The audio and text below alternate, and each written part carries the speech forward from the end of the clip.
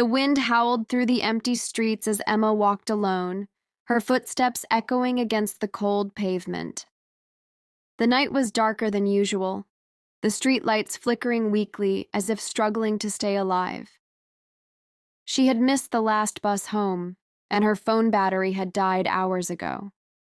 Now, all she had was the eerie silence of the deserted road. The city, usually bustling with life, felt abandoned like a ghost town. As she passed by an old, crumbling house at the edge of the street, a strange feeling crept up her spine. She paused, glancing at the boarded-up windows and the rusted gate hanging off its hinges. Something about the house felt wrong. A sudden rustling noise broke the silence. Emma's heart pounded. She turned quickly, scanning the darkness. Nothing. Just shadows stretching along the sidewalk. Maybe it was just the wind. Maybe she was imagining things. Taking a deep breath, she picked up her pace. But then another sound. Closer this time. A whisper. Low, indistinct. Someone or something was there. Emma swallowed hard, her pulse racing. She turned around slowly, her breath shallow. And that's when she saw it. A figure standing beneath the broken streetlight, watching her. Emma's breath caught in her throat. The figure stood still under the dim, flickering streetlight, its face hidden in the shadows. Her pulse pounded in her ears as she took a hesitant step back. The wind whispered through the trees, and for a moment she thought she heard her name. Emma. Her body stiffened. No, that was impossible. The voice was barely a whisper, but it sent a chill down her spine. She took another step back. The figure remained motionless. Then, without warning, the streetlight above it flickered and went out. Darkness swallowed the figure whole. Emma's breath quickened. She turned on her heels and ran. Her footsteps echoed through the silent street. She didn't dare look back. All she knew was that something was behind her, watching, following. The feeling of unseen eyes bore into her back, and she fought the urge to scream. She rounded the corner and nearly collapsed with relief. In the distance, she saw a small convenience store, its neon sign buzzing weakly. Light, safety. She sprinted toward it. But just as she reached the door and grabbed the handle, a cold hand clamped onto her shoulder. Emma froze. The icy grip on her shoulder sent a jolt of fear through her body. She wanted to scream, but her voice refused to come out. Slowly, she turned her head. There was no one there. Her breath came in short gasps as she spun around, searching the empty street. The wind whispered through the trees, but the figure from before was gone. Had she imagined it? Shaking, she yanked open the convenience store door and stumbled inside. The bell above the entrance jingled, but no one was at the counter. The store was dimly lit, its fluorescent lights flickering. The air smelled of old coffee and dust. "Hello?" she called out, her voice barely above a whisper. No answer. Emma took a step forward, her sneakers squeaking against the tiled floor. A row of shelves blocked her view of the back of the store. Maybe the cashier was there. Maybe she wasn't alone. She walked past the aisles, her hands trembling. Then she heard it. A soft shuffling sound coming from the back storage room. She stopped. The door to the storage room was slightly open, darkness spilling out from inside. Something moved. A shadow shifted behind the door.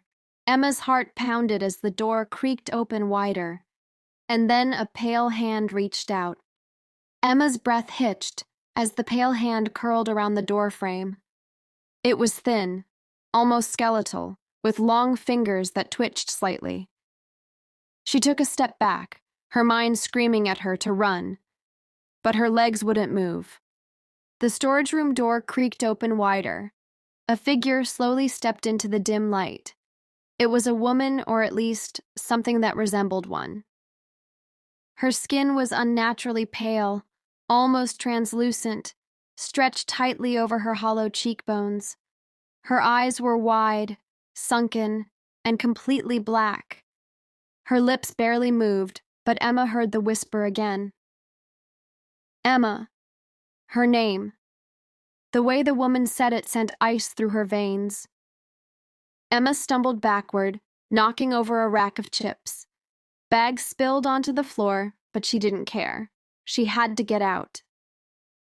She turned to run and crashed straight into someone. A scream tore from her throat as strong hands grabbed her shoulders. "Whoa! Are you okay?" The voice was human, warm, real. Emma looked up, her vision blurred by panic. It was a man, probably in his mid-40s, wearing the store's uniform. The cashier. She spun around to point at the storage room, but the door was shut. The woman was gone. Emma's chest heaved. Did you see that?" she stammered. The cashier frowned. "See what?" "The woman in the storage room." He looked at her for a long moment.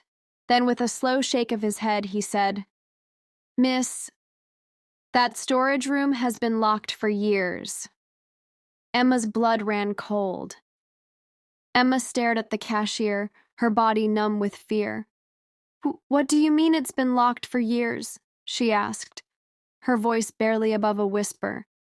The man sighed and ran a hand through his graying hair. "No one's been in there since the accident." Emma's stomach twisted. "What accident?" The cashier hesitated, then glanced toward the storage room door as if making sure it was still shut.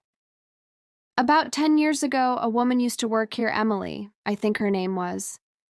One night, she stayed late to close up. The next morning, they found her in the storage room." His voice dropped. She was dead. No one knew what happened, but the security cameras caught something strange. Emma swallowed hard. "Strange how?" The man's eyes darkened. She was alone. But just before she collapsed, she looked terrified, like she saw something. A shiver crawled down Emma's spine. "They closed the room after that, sealed it shut, but sometimes..." The cashier's voice trailed off. "People say they still hear whispers." Emma's breath came in shallow gasps. She looked at the door again, her mind racing. Had she just seen Emily? Suddenly, a soft noise filled the store. A whisper. "Emma." Her blood turned to ice. The sound wasn't coming from the storage room anymore. It was right behind her. Emma's entire body stiffened. The whisper was so close she could feel the cold breath against her neck. Slowly, terrified of what she might see, she turned around. Nothing. The store was empty. The aisles stood still. The cashier, who had just been beside her, was gone. Her heart pounded. "Hello?" No answer. The lights above flickered violently, casting eerie shadows that twisted and stretched across the floor. The neon open sign in the window sputtered, then died. The air grew colder, then a reflection moved in the glass of the freezer doors. Emma's breath caught. It wasn't hers. The pale woman stood behind her, her hollow black eyes locked onto Emma's. "You took my place." Emma barely had time to scream before the lights went out completely. Total darkness swallowed her. The last thing she heard was the soft chime of the store's entrance bell, and then silence. Darkness swallowed Emma whole. Her heartbeat pounded in her ears as she stood frozen in the pitch-black store. The air was thick, suffocating. She reached out blindly, but the moment her fingers stretched forward, something cold brushed against her hand. She yanked it back with a sharp gasp, stumbling backward into the shelves. Bags of chips and candy rained down around her, but she didn't care. A whisper slithered through the silence. You took my place. Emma's breath came in short, panicked gasps.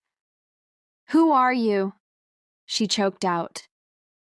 A faint light flickered just enough for her to see movement. The pale woman was no longer just a reflection. She was standing a few feet away, her black, empty eyes staring straight at Emma. Her mouth twisted into a grotesque grin. Now it's your turn. Before Emma could scream, the woman lunged forward. The world spun. Cold fingers wrapped around Emma's wrist, pulling, dragging her. The store disappeared. Reality itself seemed to collapse around her, replaced by suffocating darkness. Then silence. Emma blinked. The store was gone. The cold air was gone. She was standing in a small, dimly lit room, a storage room. Her chest rose and fell rapidly. She ran to the door, yanking at the handle. Locked. She pounded against it. Help! Someone! Help me! No response. Then, through the small, dirty window in the door, she saw movement. A girl herself standing outside at the counter, talking to the cashier. Emma's blood ran cold. She turned slowly. Behind her, in the reflection of an old dusty mirror, the pale woman smiled. She wasn't trapped anymore. Emma was.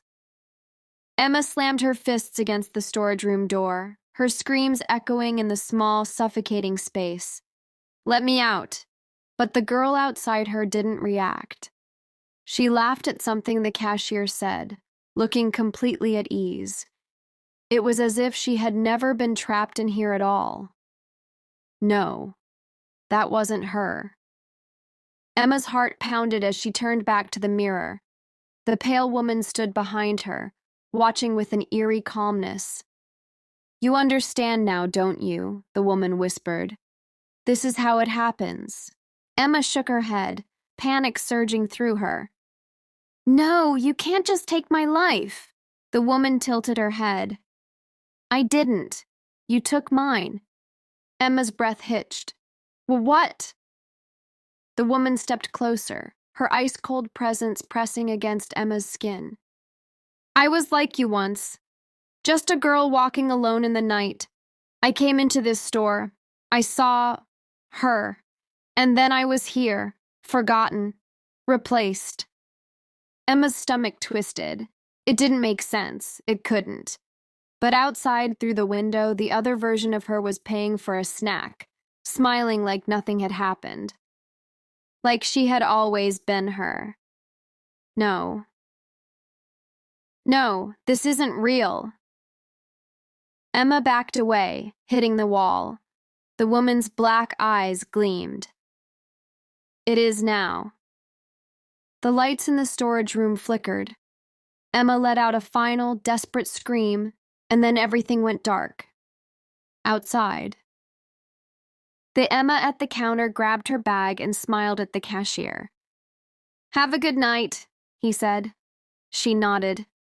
You too.